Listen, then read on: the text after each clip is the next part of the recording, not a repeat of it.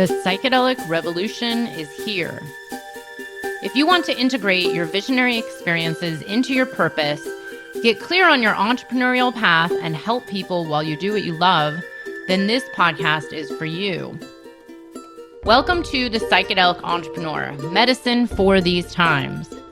I'm your host, Beth Weinstein. I'm a spiritual business coach, 3-time entrepreneur, and a lifelong student of psychedelics and sacred plant medicines.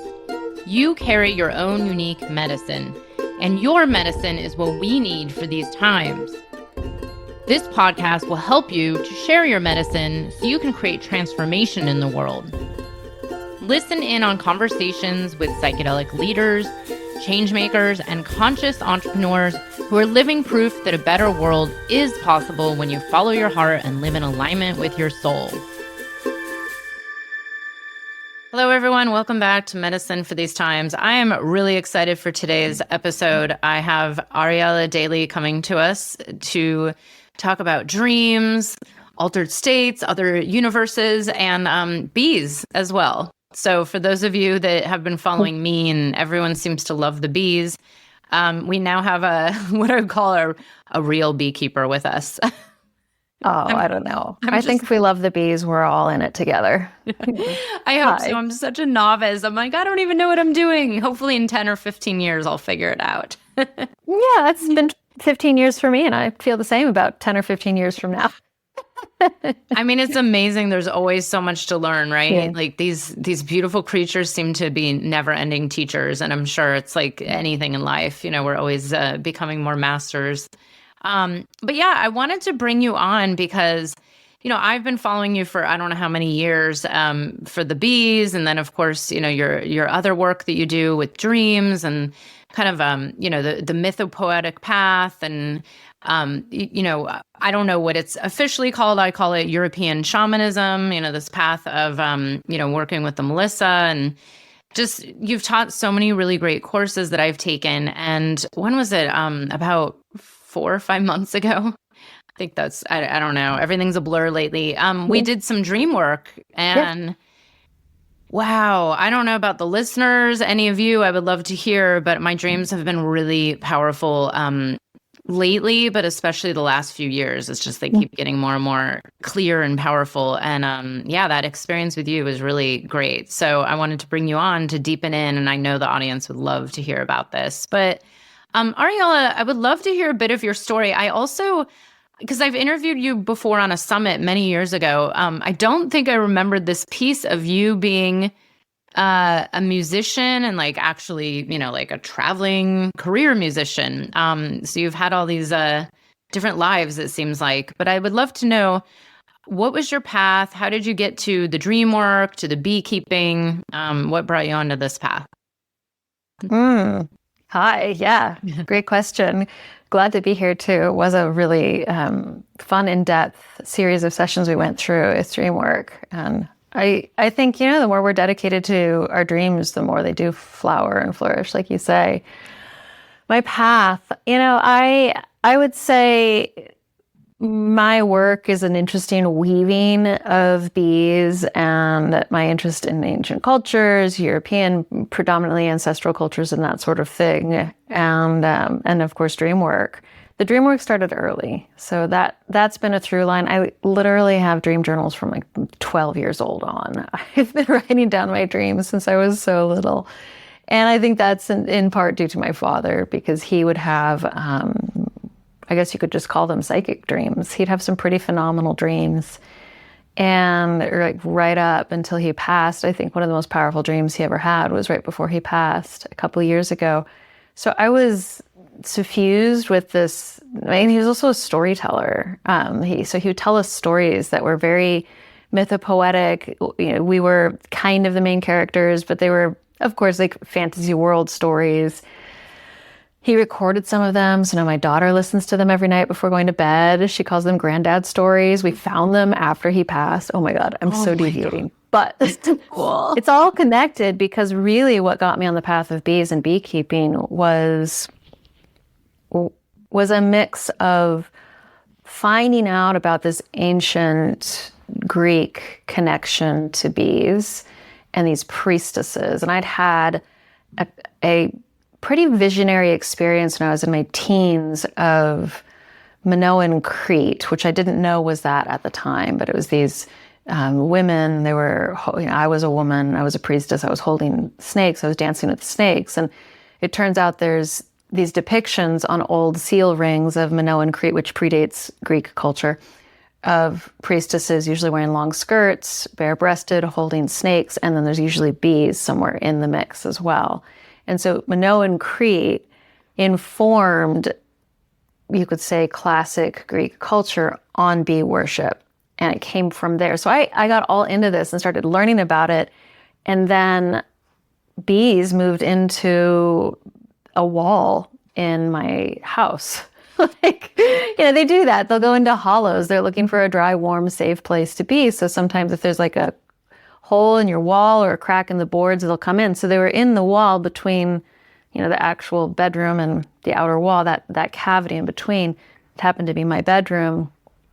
So I was dreaming with them. And then I went through a fairly traumatic miscarriage. And I wasn't a beekeeper yet, but from the month I got pregnant, before I knew I was pregnant, I started building a beehive, and I was building it in this top bar hive style, which was actually the old Greeks were the first people to develop this style. It's an alternative style of beekeeping. So I was building this like cradle-looking hive, and then I found out I was pregnant, and then I had a hospitalized miscarriage. So I had to go through a procedure, and so grateful that my state still allows that. So I was, my life was saved as a result, but it was just, I was devastated. I was 3 months pregnant. I was devastated, and I had again in surgery, coming out of surgery, I had another pretty incredible vision of bee priestesses and birth practices, and it sent me down the path. 1 week later, I got a call about a swarm of bees. They were in the shape of a heart. I went and caught them, and I just slowly came back into my body through tending bees. I was so distraught and so floaty. I was dissociated. I was in grief. I wanted to follow the spirit of this child. And the bees tethered me back to reality, but in this very soft, ethereal way. So I wasn't I was grounded and yet in this relationship with something that was numinous and other. I don't know how to explain it really well, but I think you get it. Yeah. Wow. Yeah. That's incredible, especially with the bees. When I was a kid, I don't know why, there was that knowing that one day I wanted, bees, I wanted land, I wanted a garden. I used to kind of dream up plans and hand them to my dad. And I grew up in a California suburb where you just have like a fence with the backyard, not a lot of land, but I would come up with all these elaborate plans and let's get beehives. Of course, I couldn't get beehives until just, 2018 when I moved out of New York City and moved up to the place where I now live with land. Right. But, just tending to them, I didn't really think of it as more than just we're going to have bees and get honey, and I don't even really eat that much honey myself. So it wasn't about the honey. It was more about just the experience. And then it was like my life started to change. I mean, I could really feel a shift in the energy of being around them and working with them. At the time I was in a relationship, and to see how they affected our relationship was really interesting. And yeah, they're just amazing creatures, and there's so much to learn. So then I would love to hear a little bit more, because I think a lot of the listeners, I don't think a lot of people are aware of this unless they're intent beekeepers or maybe people on similar paths. But what is this about dreaming and the bees, and how is there this interconnected world? Is this something that our, bees have been here a lot longer than us, right? That's what they say. Isn't that true, right? Oh yeah, they're I call them our ancient ancestors. They're about 30 million years old. We're just little newborn babies, and of course, most of us in the world act like newborn babies. But yeah, tell us a little bit about this connection, and then how it relates to dreaming and how you found it to be of like guidance in your life. Yeah, absolutely. In a way, I stumbled on it, as is the case with most things. I think many people who end up working with bees, they feel a calling, but they also get a little bit claimed by the bees. It just sort of happens to you in a way. Things start to change, synchronicities start to happen. So let's begin with this idea of who are the bees. So the bees are the honeybees in particular. We're talking about the species Apis mellifera, but of course there are other bee species and other honeybee species. The European or Western honeybee is Apis mellifera, or Apis mellifera. And they live in nests. They live in cavities. So think trees, think caves. They live in places that represent, especially to ancient cultures like Germanic, Celtic, Slavic, Greek, places that represent the womb and the earth. And they come out in the spring. They're reborn every year in the spring. So you have this rebirth happening where this organism that makes all of these things that we can eat and or use for medicine. Every aspect of the hive is medicinal, including sting. They make all of this in this secret chamber, this womb-like chamber, and then they're all working together as a collective. So that's what we call a superorganism, or from a biological standpoint, they're eusocial organisms. So they don't really have strong individual immunity, for instance. They have strong social immunity. They are always communicating with one another. They always have a purpose. There is no bee that doesn't have a purpose. They are always in service to the hive, to one another. And so they function on this frequency that I would say many humans who are looking towards maybe a more collective way of being, or looking towards spiritual evolution within themselves or within the collective, often see mirrored in bees. And that's not by accident. It's not just a cool symbol. It's that the consciousness of the bees is offering a template for what we're capable of as humans. Now, the bees have been associated, if we look especially in places like ancient Greece or Celtic cultures, you'll see that the bees are often associated with the in-between, the numinous, the liminal spaces, threshold locations. So what are those locations? Those are dreams, visionary states, between sleeping and waking, moments when you're really connected with, for instance, music, playing music or something like that, or dancing, these ecstatic states, or states where you are both fully yourself and yet somehow outside yourself or more than yourself. That is what an ecstatic state is.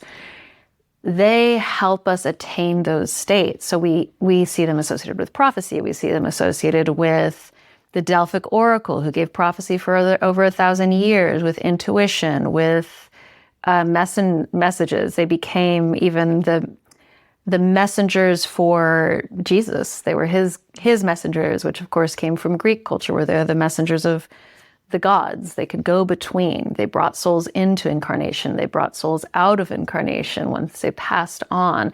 They were able to travel to the underworld and back. So all of this adds up to something that is what I would say part of the animist collective consciousness that we have. So animism meaning everything is alive, everything has consciousness.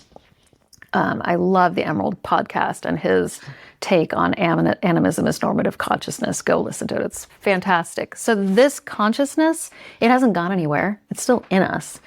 And we can be tapped on the shoulders, so to speak, by other beings. So people, bees aren't necessarily unique. Dreaming with other things beyond ourselves is human. It's natural.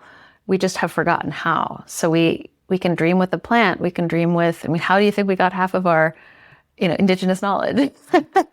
But there's something about bees where they seem to be able to permeate our consciousness in a way that is I just haven't seen it quite the same anywhere else. They can really communicate in this liminal space. They're very porous beings. They're very, they live in between. They're in between the cosmos and the earth. They are a collective, and they sort of raise us up into that awareness when our logic centers are shut down a little bit. So the logic center, when you sleep, goes down a notch, and your imagination and, emotional centers rise. Those get activated in the brain. And I think it's one of the most powerful places bees can reach us. So we end up dreaming with them and about them and having collective experiences, even through invitation. And that's the primary way I teach it, is to invite this consciousness into your dream space. So beautiful. Thank you for sharing. And yeah, I don't think you have to be a beekeeper either. I mean, they're everywhere, and they're part of us, right? It's like, I really started feeling first connected, besides my childhood, like getting really serious, in New York City. I had a little garden plot in this tiny little, these gardens that are like stuck between buildings on streets. And someone, I didn't even know, but there was a hive there. I didn't know until later, but I just started seeing more bees. And it was like, wow, I'm in the middle of Manhattan.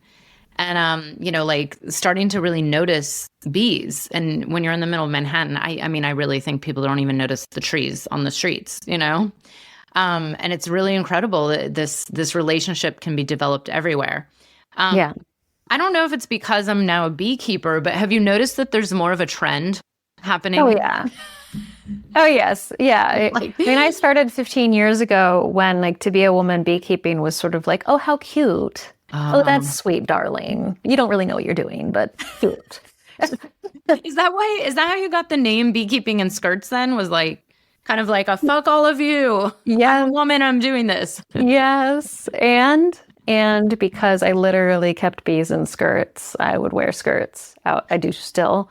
And because, let's go back to that original vision, right? The Minoan priestesses in their long skirts. You also see this with Artemis, not the Artemis that we all think of, who's the twin to Apollo, but the older one, the pre-patriarchal Artemis, who is considered the lady of the wild, the lady of beasts. And she, I guess the Greeks named this goddess from Anatolia Artemis. She wasn't originally Artemis, but this Turkish, what is now today Turkey, so ancient Anatolia, this Asiatic goddess was, there's all these statues of her covered in long skirts with like bees crawling up the skirts or beehives at the base. And so it was that kind of nod to goddess culture.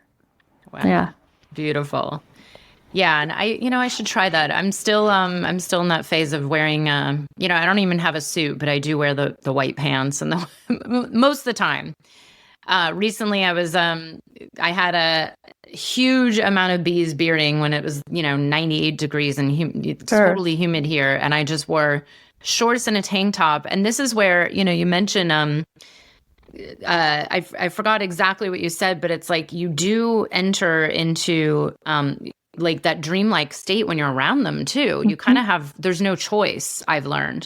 Yes. Because when I'm not present, when I'm in some other state, that's when something goes wrong, or I might get stung, or, I can hear them. I can feel their energy. And when I'm really tuned in, it's like, yeah, I can walk with a tank top and a pair of shorts, and so far so good. Yeah. Yeah. They read fear literally in the body. They also see distraction. They notice it. They'll let you know. They'll bump you, that sort of thing. But it is an altered state. It happens. There's so many reasons. Part of it is that required presence. Part of just the sound and the scent, the sensory experience. They hum, it is said, at the same vibration of creation itself. If you look in like some of the Hindu texts, they talk about the sound of the heart chakra is the closest thing is the sound of the bees humming. The hum of the hive affects our vagus nerve. It shifts us into a different state of being. So talk about someone going through grief who can't even talk to people about it, doesn't know how to talk about it, and then she's with the bees. This is me. It brought me into presence I'd say that's what happened more than anything. It wasn't so much that I got grounded, but it's like the presence required me to be in my body. Which then, You got to be in your body to be around bees. Yeah, and it's this, the telling of the bees. I mean, sadly, there was my beekeeping mentor, his partner who also worked with him, tragically died last year, and yeah, I had to go tell the bees. I mean, it was actually, and now, it was just like a few weeks ago that there was the anniversary, and there was a conversation that I opened again with them about her, because it was very tragic, and I loved her so much. She was really awesome. But yeah, can you speak a little bit more about what that concept is for those? Because I know there's people out there that are like, I've never heard of any of this, because I hadn't heard about any of this till I started following you. Of course, it's a whole like quiet little subculture going on across many different cultures.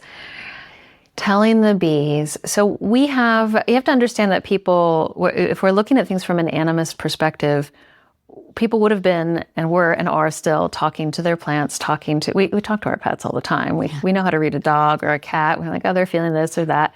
And we love to anthropomorphize, but that's a different thing. Anyway, so, you have, if you go back to the perhaps pre-Christian times, you see the old adage, ask the wild bee what the druid knows. Druids being the Celtic priests or spiritual leaders, and they had the ability to connect and talk to nature. So it's already seated there. But in terms of the historical record, around the 1600s and onward, you have this tradition of telling the bees. Now, at this point, if we look at places like Germany, England, Ireland, it was Christian. And so this became a Christian tradition. They were messengers of God. So they were considered divine beings. They were, many different writers across time, including Aristotle, raised the bees as somehow beyond not to make them higher than or better than other animals, but like of a different thing, even in German, there's words for animals, but the bees are called the bee folk. So there's a sense of like the community, the citizens, the people. So in the 16th century, and especially getting into the 18th and 19th century, you have this tradition where people are keeping bees. The big ag hadn't taken over. The Industrial Revolution was just starting in the 19th century. So there's still this idea that people just had bees. Churches had carved out places where bees could live in the walls, bee bowls, and all of these different things. And people developed a very rich tradition of needing to keep the bees informed of important events. So deaths, births, weddings, social unrest, the death of a monarch, the coronation of a monarch, visitors who are coming and travelers who are coming, that sort of thing, to the point that even still today, when Queen Elizabeth died, the royal beekeeper had to go tell the bees. And the telling is specific. It has to be done quietly. Sometimes there's a tradition of knocking on the hive with a little key or the key to the house. And sometimes gifts were given to the bees. Sometimes they were decorated with, black mourning cloth or red and white ribbons for weddings. It's a whole rich tradition of having a chat with your bees. Whoa. A royal beekeeper. Can you imagine that job, right? That's your job. Yeah. That's so beautiful. Thank you for sharing. I just think there's a lot of listeners that I know have no problems communicating with plants or plant spirits, or maybe they work with an entheogenic plant and they understand it, but it's like on such a deeper level, it's everywhere, it's everything. And if we did bring this relationship, this connection to everything in our world, everything in our earth, I think we would have a different world. And I'm sure on some level you agree, but the more I've worked with the bees, the more I've realized, like, wow, if we could just follow pretty much everything they do, maybe we would figure it out as a society. Like, as you said, every bee has a purpose. It's the hive mentality, the hive mind, the hive immunity. They work together, Yeah. it's like, it's the togetherness. And yeah, everything is medicine. And it's such a brilliant metaphor for, what humans possibly could learn.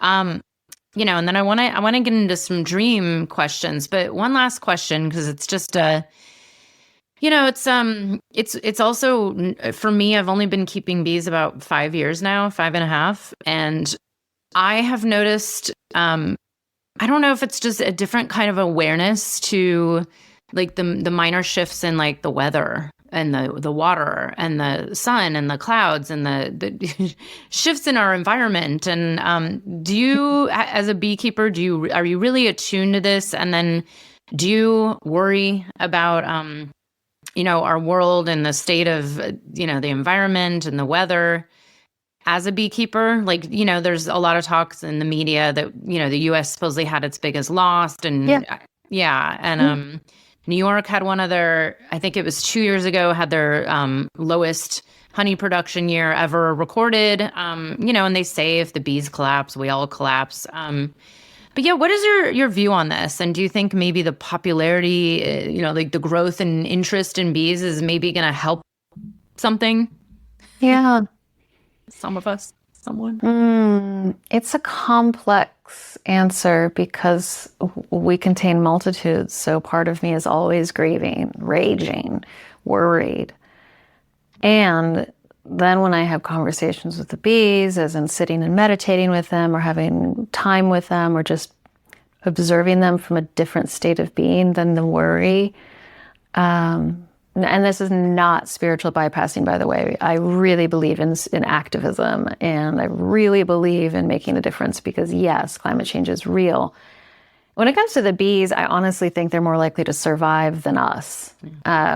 They are adaptable in ways we can't even imagine, and yet they're so delicate. It's a very interesting thing. But it brings me back to this, you asked, like, oh, it's so popular now. Yes, it is popular, but what I've received from the bees, what I've gotten to in my years of working with them is they chose it.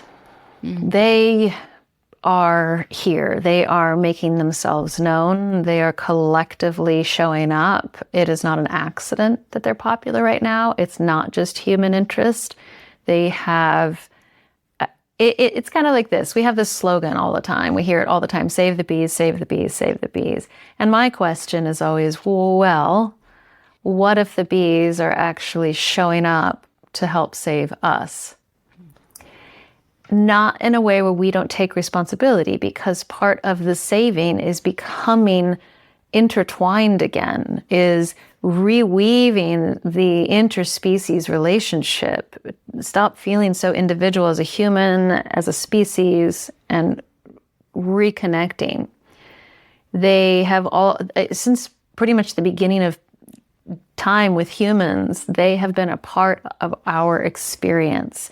They helped us literally become Homo sapiens through evolution, through the advent of fire and being able to eat pollen and honey, glucose for the brain, helped the brain develop, and pollen, protein digestion. So they helped us evolve. We were honey hunting, as in climbing up in high caves. Just look at the Cave of Spiders in Spain and the depictions there. So they've been moving us along for quite a while. Now, they were really, really dominant in what a lot of people call the birth of the West, which of course was centuries long. But when we talk about ancient Greece and Rome, bees played a really big part. And I think that something that's really interesting to me at this point, let me backtrack just a little bit.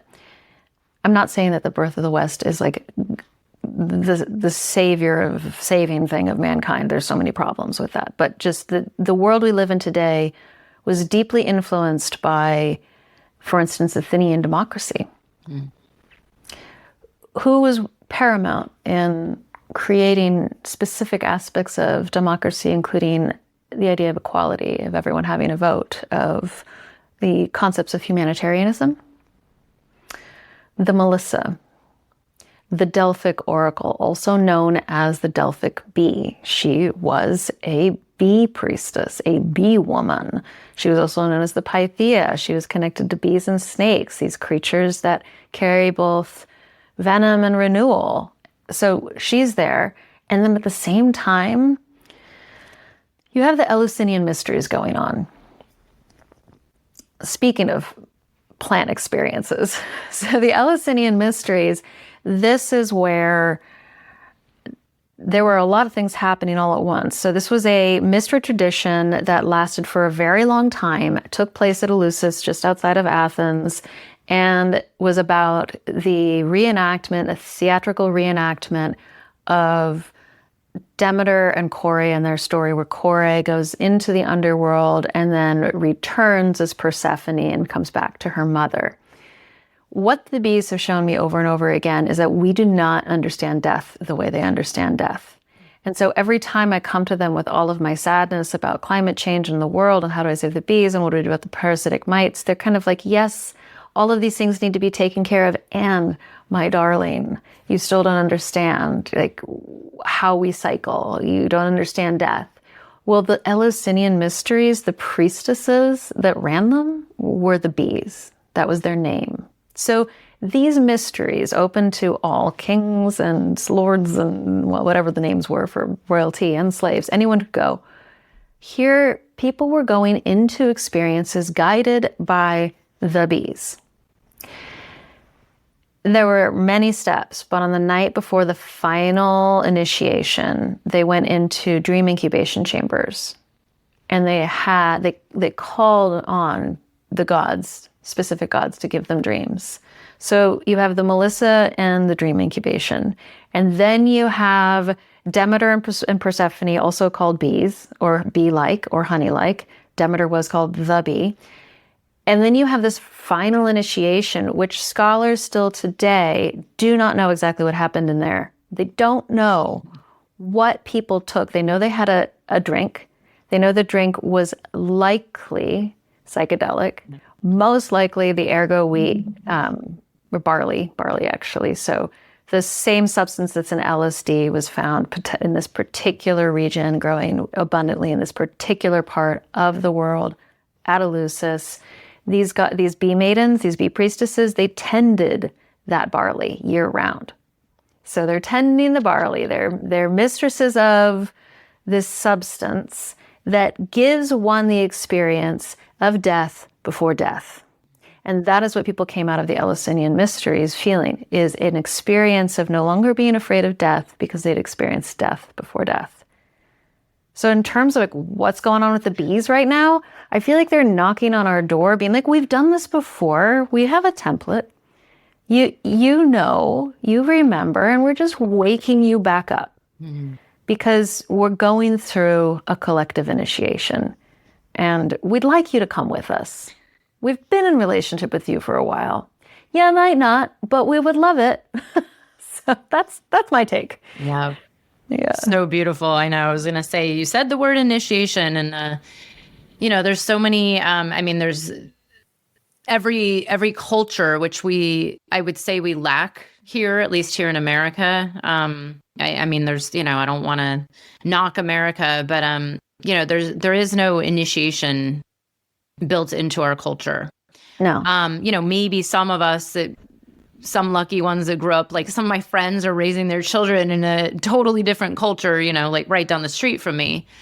So I know there's some people who have grown up that way, but this is where it's so interesting to see, because I've talked about this for years. And I think a lot of people who are walking this path, especially the people who've been on this path of, learning how to die, like going through the constant initiations and deaths and rebirths, and knowing that this is part of the growth, and to understand, okay, well, what's happening on a planet, like everything goes through these cycles, even the planet itself. And even though it feels scary and unknown, there's that liminal birth canal space of like, okay, well, if we're birthing something, maybe if everybody just tried to like relax and go along and, learn from the bees. I don't know. We'll see how it all turns out. That's my prayer. But it is funny because I've thought about, I'm like, how did bees become so, like kind of popular in the culture?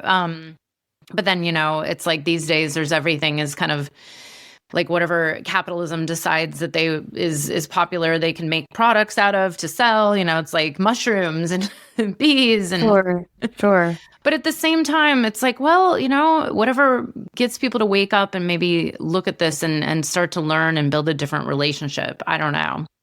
Well, it's interesting because I think part of what became popular with bees, there was sort of a rising interest.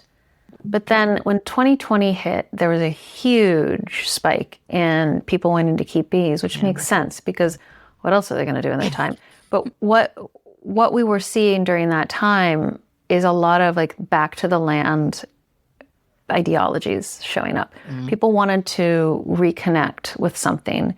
And bees they're not like a pet, but you feel them. People talk about it. Oh my God, I don't have bees this year and I miss them. I didn't realize how much I loved being around them. Like you feel them.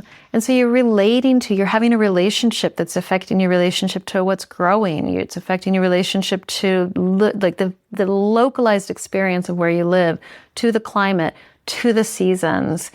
And you're suddenly not just stuck inside on your computer and your phone. So that they bring us back to nature. They are like a gateway drug to nature. And yet they can live with us. They can live on Paris rooftops. They can live on New York rooftops and still bring us back into connection. That is incredible. It's just, it's like gardening. Like even if you have the tiniest little plot of like 4 or 5 plants, it's doing something. And so I don't know. I'm curious about I'm not so interested in like the big ag situation in capitalism with bees, but the hobbyist beekeepers that all the professional beekeepers rag on and complain about. I like you guys because you're making something normal that used to be normal again, which is living with these creatures.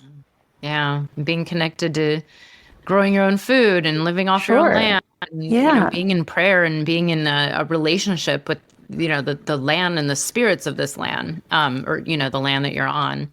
And I get that it was like a COVID thing where people are like, oh, everyone wanted to become a homesteader. And of course there's people that knock it, but I'm like, you know what? Anything that gets people like you said, a little off the screen and onto the earth. Like, I mean, there's so many people in the world that are literally physically disconnected from just being on like fertile earth. I know I lived in New York City for a very long time and thankfully I got out a lot, but just going back there and feeling in my body the difference, Yeah, absolutely. So thank you for sharing that. Now let's talk about dreams. I'm curious about your background with you and your father, because I've wondered about this as well. I've talked to friends for many years about, I've, certain group of friends, we talk about our dreams and we share dreams. And then I have met people along the way who say like, oh, I don't dream, or I don't remember my dreams, or I just never have them. And I always wonder, like, what is this? Is this, like, because of, I've always had a very active imagination since I was quite young, and maybe some people don't, or is it like a muscle? And maybe it's like working with psychedelics for so long, it's just kind of open up pathways. But we all know it doesn't take psychedelics to have really amazing, vivid dreams. And then I also wonder about lineage, like ancestry.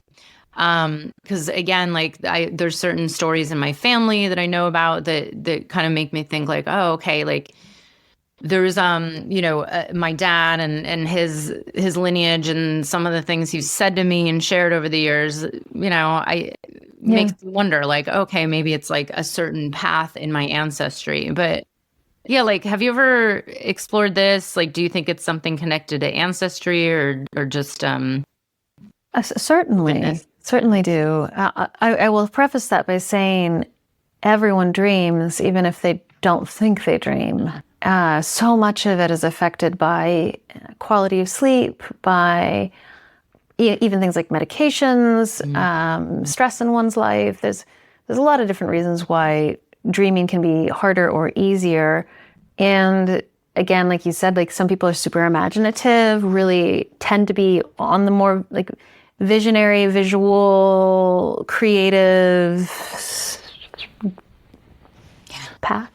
But I do think, and we see it in myths and legends. If we look at the Celts, for instance, I spent a lot of time studying the Celts before I got into the Greek cultures, and they have lineages of dreamers, and to be a dreamer is very close to being a seer, or can be a seer. So you can be a dream seer, or you could be a poet seer. That was with the bards. They were poet seers, so they wrote poetry, but it was visionary, seer with a capital S. So we're talking about intuition, psychic, seership, that sort of thing. And there were dreamers passed down through lineage who could dream for the clan, who could dream for the tribe. So I do think that there's something to that. I mean, I know that my father was probably more of a psychic dreamer than me in certain ways. He had some wild experiences. And then his mother also. So it's from my father's mother's line. My sisters never got really that into it. And one of them is very intuitive, but doesn't focus on dreams. So I think it's a predilection towards it, sort of a calling. And you can have that calling and not be able to remember your dreams that much. It is a muscle. You can develop dreaming.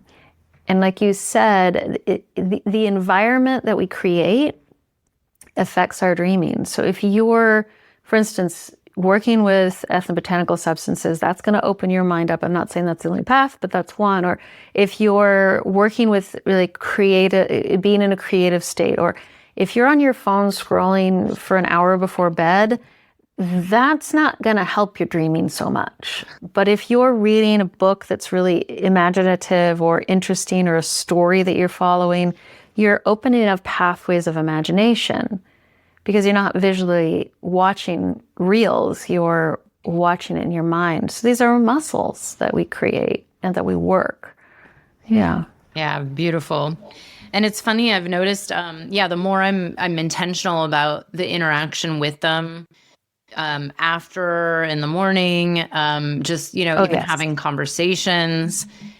I've now, I've noticed this for at least like 4 years. It really started about 4 or 5 years ago, where it's kind of this different way of, I don't like to call it lucid because it's not fully lucid, but it's being like, and I think it's also my meditation practice, being able to be the witness and have an awareness in the dream while I'm dreaming. And it's not like I can control it yet, but it has me engaging. And honestly, I'm like, wow, this is just as helpful as any, entheogenic journey or meditating for 5 hours, and just having insights and awarenesses and solutions to problems and some psychic or some, just knowing and writing it down and just being like, okay, I don't know what that means. And then, a year later, it's like, oh, wow, I had a dream about that.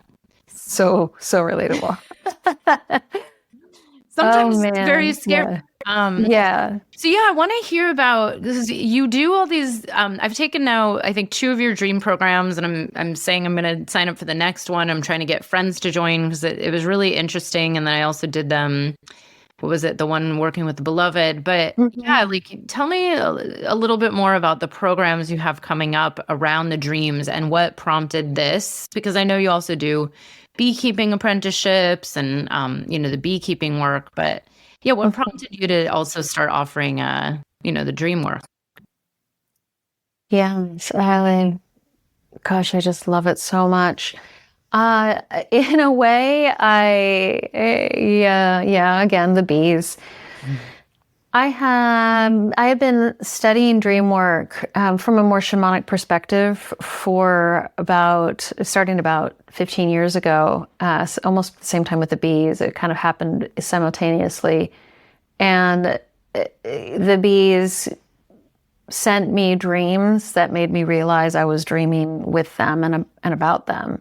Not always of bees either. Like, I think that's a big thing, is people think, okay, well, she can dream with bees because she's around bees all the time. It's like, I'm not always dreaming about actual hives. I'm dreaming with this awareness that they are influencing my dreams.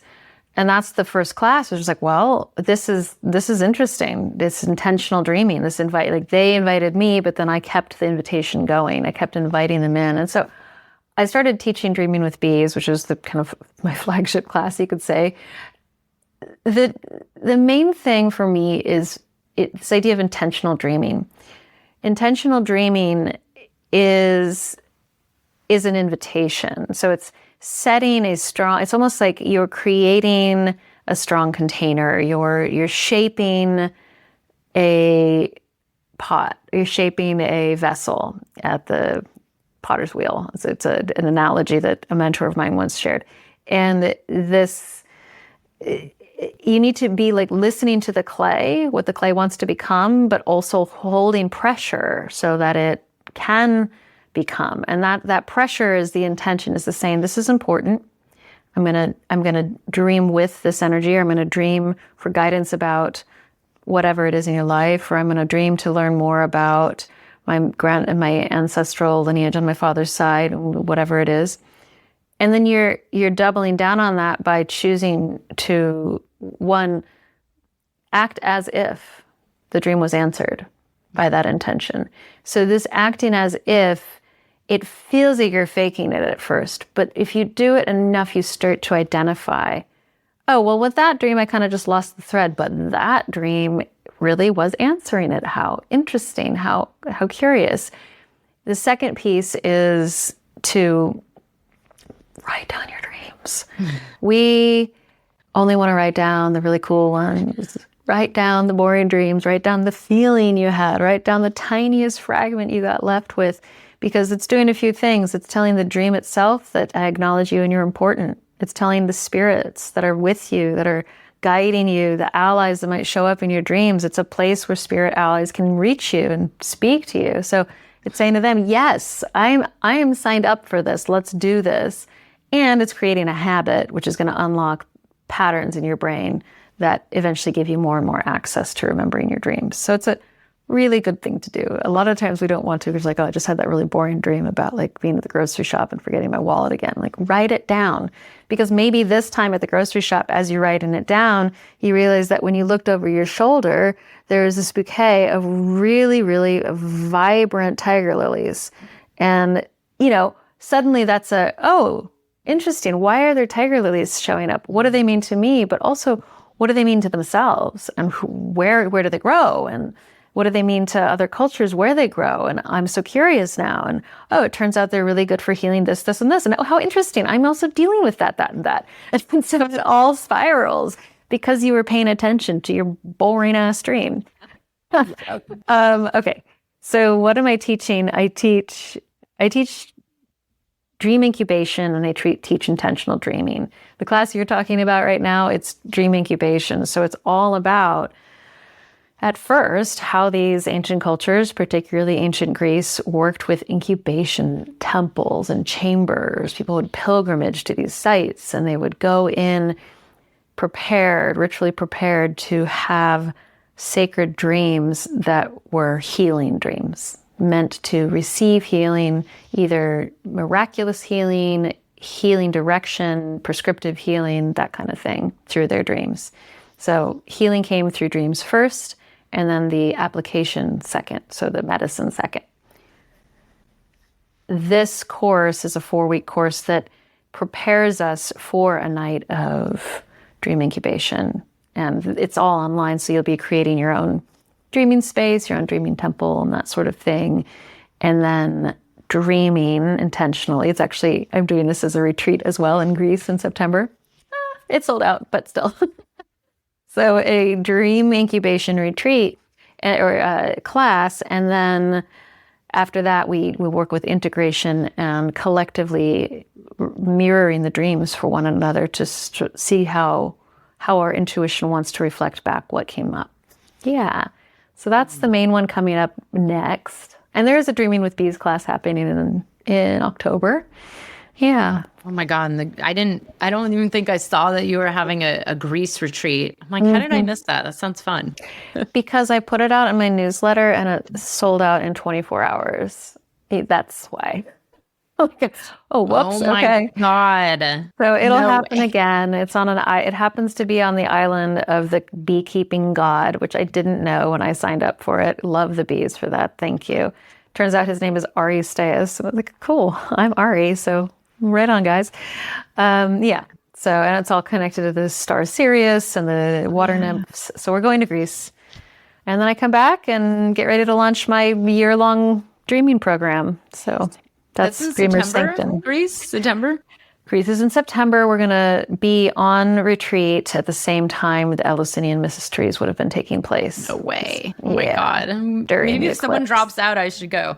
Or Yeah, you probably have please like do. a I waiting will let list. you know. Yeah. Beautiful. Yeah, it's been really interesting. I was just telling someone the other day how I had this one dream in 2018, and I never wrote it down, but it was just so powerful. It stuck. And, it was, I don't even want to get into the details of it, but the awareness of what it showed me has played out, like over and over and over.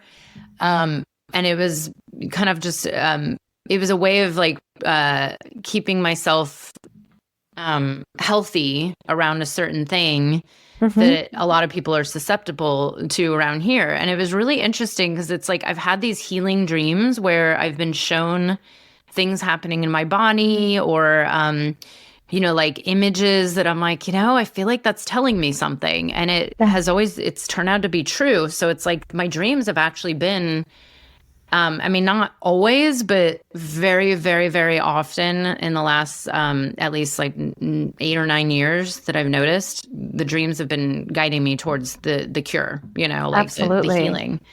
Yeah, that's why you write it down. I mean, that's fine. You did it in 2018. I have plenty of dreams like that. But the idea of writing it down and starting to notice the arc of what your dreams are trying to tell you and giving you information and letting you know where there's imbalance or giving you guidance towards healing, or actually doing portions of your healing or receiving, like I'm a full believer and experiencer of receiving direct healings in dreams or receiving what we might call shamanic healings or soul retrievals in the dream state and then integrating it afterwards. Yeah. Wow.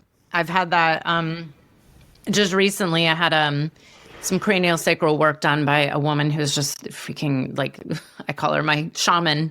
She's like a cranial sacral shaman. And, I was in a lucid state and I could feel something like leaving my being, and it was like that weird state. And I'm like, there's the power it seems like it's limitless. So that's why I wanted to have you on and share about your upcoming classes. I did the dream incubation, I think last year. And I remember the one night where I was like the big night and, I had no dreams, but I had like the best sleep I had had. And I think it was like 8 weeks so or something. Interesting what happens. Like some people, it's like, I had 18 dreams that night, or other people like, I didn't have dreams, but I had crazy visions all night long. So it's the ceremony. We have to remember that the ceremony it's the medicine. So the sleep becomes the ceremony that night. Yeah. Yeah. And it's funny because, this has happened to me since I was a kid. And I've never thought of it as dreaming, but I get a huge majority of my, downloads right before falling asleep. And it's usually when I'm awake, but it's like the second I lay down, and things come to me and I get visions and I get awarenesses. And it's like, wow, that was very helpful. And I'm not even sleeping and I'm not even trying, that's hypnagogia. Yeah. It's just so amazing what's possible. Yeah. And there's ways to cultivate it too. Yeah. Like Edison cultivated hypnagogia and invented the light bulb as a result. Yeah.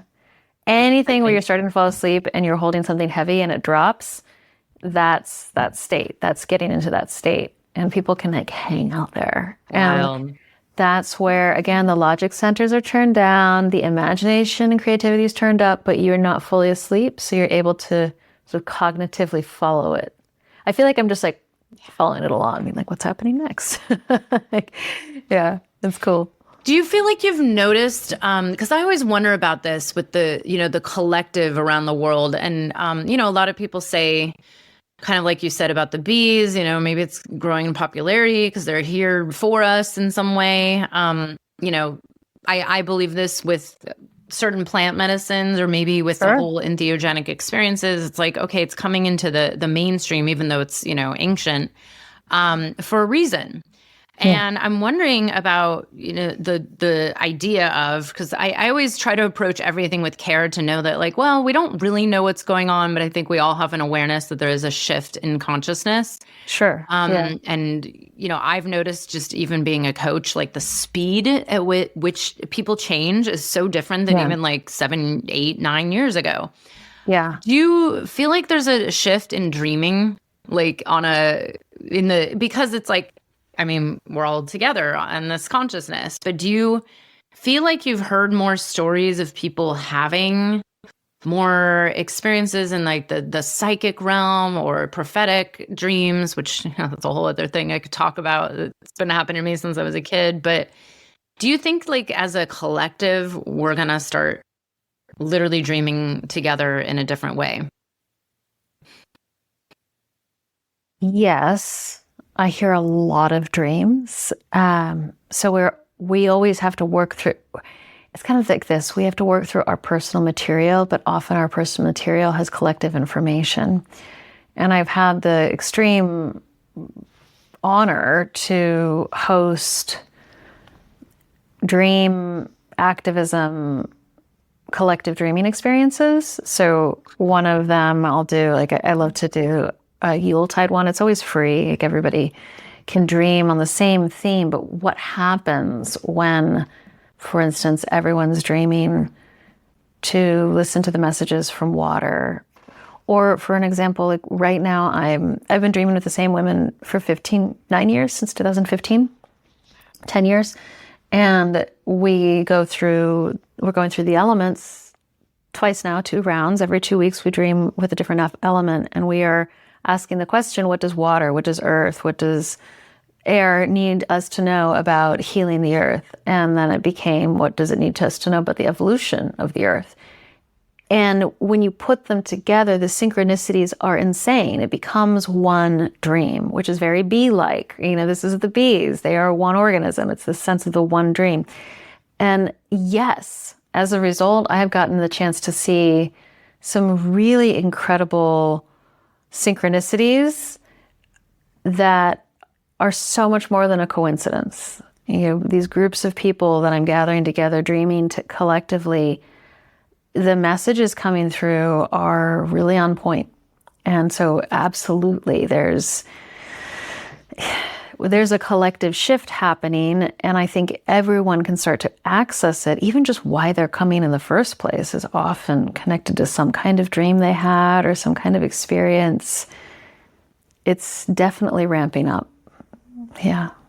Ooh, this is so inspiring, because a friend of mine, I keep saying I want to start a dream circle, because we share, and I have a good friend that's like downloaded these amazing creative projects in the middle of the night through a dream. And sure. And I'm like, what if we did intentional work together, in our community or in the world, or like with the land or the spirits. And I mean, I've talked about this in the psychedelic space, there are people that do this, of course, and that's part of the biggest reason why I even do it. But, to work on certain issues, in the world, or make prayers for the water, or, heal someone in the community. I mean, this is how it's always been done, right? But and not just like, it's just me and my own personal drama, but how do we also address the collective, the earth itself, the whole world? So I love this. Thank you for sharing. Yeah. I mean, I think anybody can do it. Just say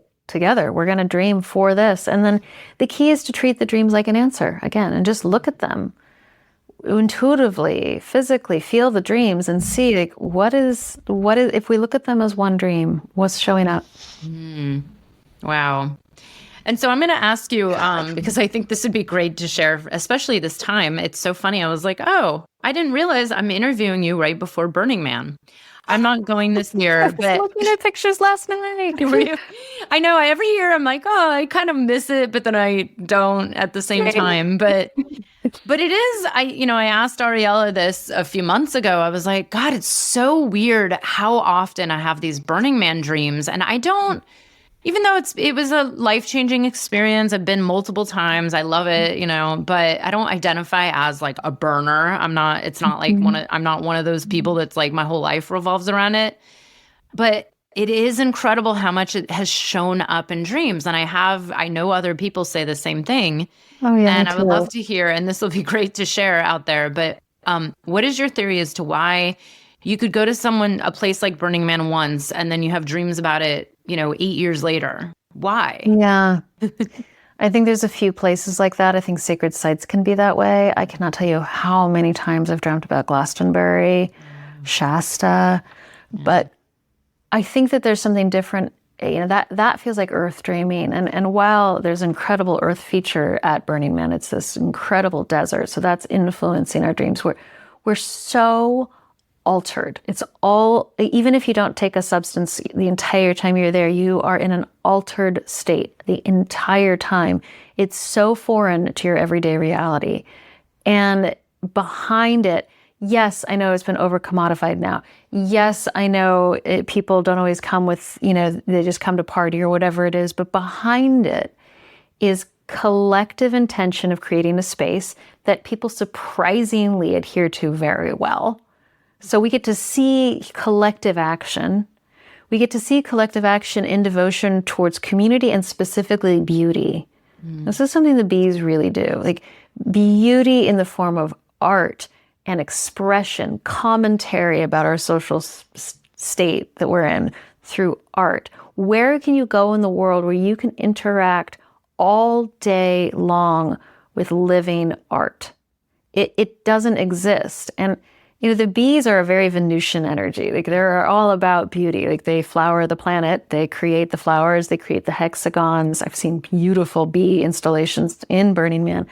I think there's something about this collective devotion to art. It is a place, it's one of the only places where people have true cathartic experiences with a non-denominational temple. That alone is pretty major. Interesting, yeah. Yeah. And then in itself is ritual that's deeply ancestral. Like everybody recognizes the sacrificial burning because it's been done again and again and again throughout different cultures, and the death and rebirth that's part of that. And to cap it off, even if you don't take a single substance, there is everyone is altered. So there's all these altered states, and we are porous. We're sensitive to that. So we're picking up on people having these experiences that are so outside of normal reality. It becomes a template. That's my theory, is Burning Man is like a template for a different way. And so we dream about it to keep dreaming a different way into being.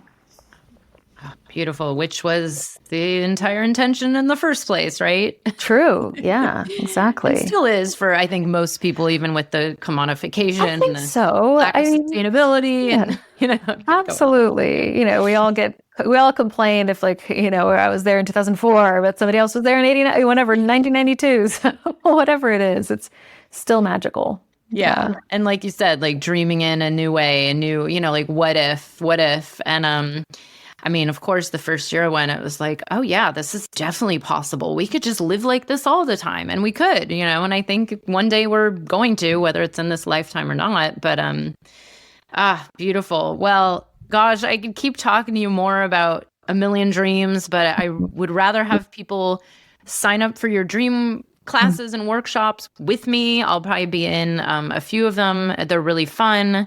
They're, you make them really affordable too. I will say that. That's very nice. So I appreciate that. I think everyone appreciates that. And Sure. I feel like, the more you're in this kind of web with people in the hive doing the dream work, the more powerful it can be. So I'm going to put those links right here in the show notes for anybody to join. And if you're interested in beekeeping, I know you have an apprenticeship starting also. Yeah, right? it is for women. I do have natural beekeeping courses for all genders, but anyone who's femme or relates to the female principle or is a woman, however they identify, it is that.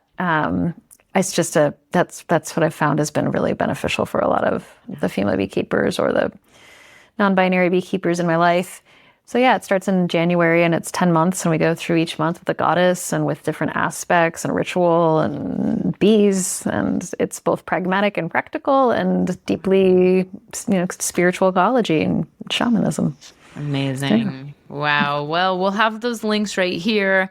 Cool. Ariella, it was great to have you here. I really appreciate this so much. If I don't just end up going to Greece with you, I'll see you in your program coming up very soon. And thank you so much for the work you do and being a voice for the bees and for the earth and, the beauty that we're bringing in. So I really appreciate it. I love following you. Absolutely. I love the stories you share. And keep on doing this. Yeah.